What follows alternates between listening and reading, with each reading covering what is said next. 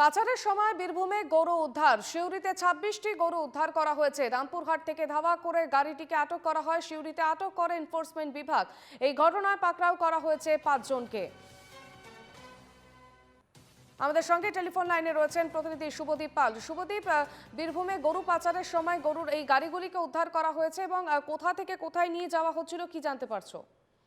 দাদা, একদমই তোমাকে যেটা বলে রাখি যে গতকাল রাতে পুলিশ একটি গোপন সূত্রে খবর পায় যে রামপুরহাট থেকে গরু পাচারের চেষ্টা চালাচ্ছে কিছু দুষ্কৃতী। এরপরেই কিন্তু পুলিশের পক্ষ থেকে অভিযান, পুলিশের এনফোর্সমেন্ট ব্রাঞ্চের পক্ষ থেকে অভিযান চালানো হয় এবং যে গাড়িটি করে গরুগুলি পাচারের চেষ্টা করেছিল সেই গাড়িটিকে দাওয়া করা হয়। এরপর সিউড়ি থানা এলাকায় এসে সেই গাড়িটিকে প্রথমে আটক করা হয়, গরুগুলিকে উদ্ধার করা হয়। ৫ জন দুষ্কৃতীকে কিন্তু আটক করে পুলিশের পক্ষ থেকে। পরে তাদেরকে সিউড়ি থানার পুলিশের হাতে তুলে দেওয়া হয়। ইতিমধ্যে পুরো ঘটনা তদন্ত শুরু করেছে পুলিশ।